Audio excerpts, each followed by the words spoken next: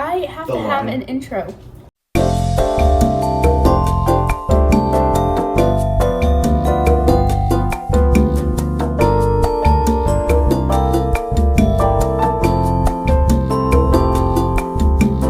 Hey y'all, welcome back to Recipes and Receipts. If you didn't gather from the intro, we are going to be making Brussels sprouts, but these are my famous Brussels sprouts, as in my family likes them, and that's pretty much it. Per usual, we are starting off with a grocery haul, and believe it or not, I am back at Aldi's. I know it's been a minute, I've been going to Dollar General a lot to make these videos, but I wanted to go to my favorite store to grab a couple of things.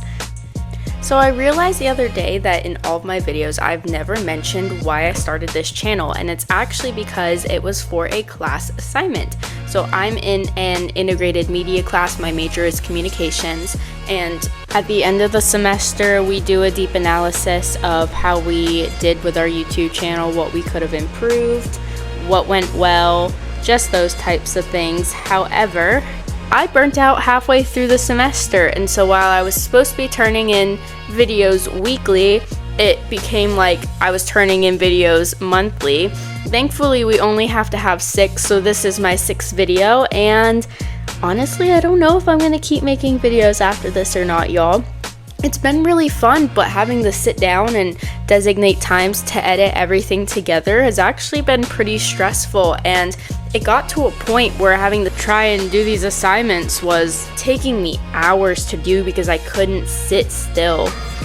Anyways, you'll see here I grabbed some cottage cheese, I grabbed some oysters and sardines because I ended up on fish TikTok and I wanted to try some canned fish. I grabbed some strawberries, our Brussels sprouts for this video, and per usual kombucha because I love Synergy kombucha.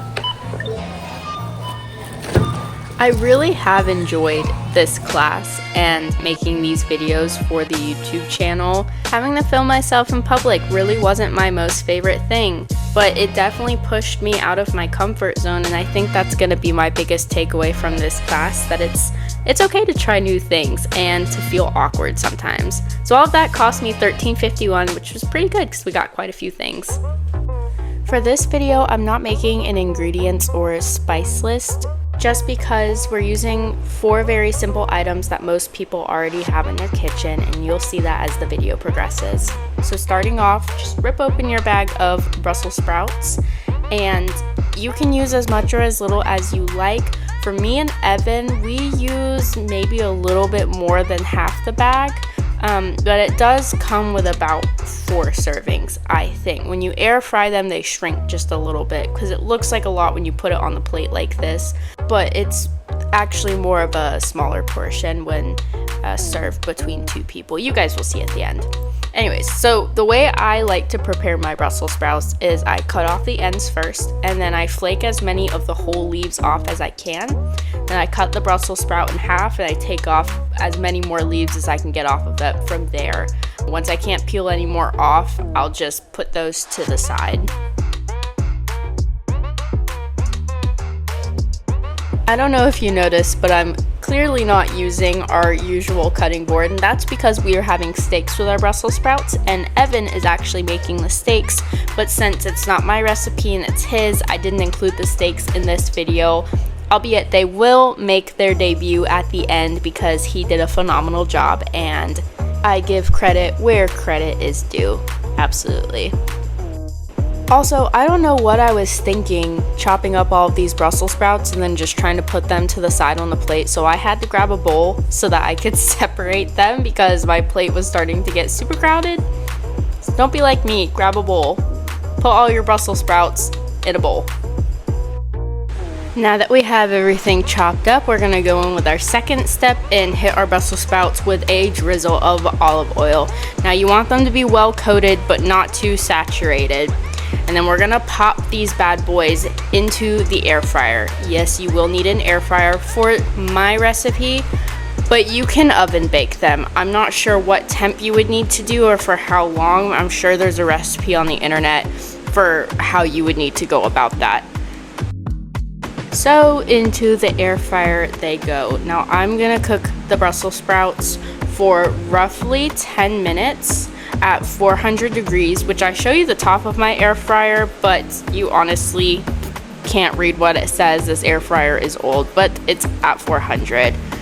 Also, just a side note, I painted stripes in my kitchen and I think they came out so cute. I'm obsessed with them.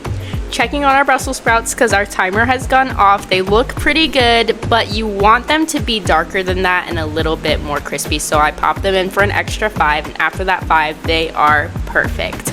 So we're gonna take them out, we're gonna put them back into our original bowl so that we can start seasoning them. So I add honey to my Brussels sprouts. I do a pretty decent amount because we're gonna toss these, that way they're well coated. And then the next thing we're gonna add is tahini. Now, tahini was introduced to me in college by my best friend at the time, who used to put it on her fruit. And I used to tease her about it and would call it Tajin, which I know is wrong. But ever since then, it's been a staple in my pantry. I use it on so many different things, and once I put it on my Brussels sprouts, there was no going back. I swear by it.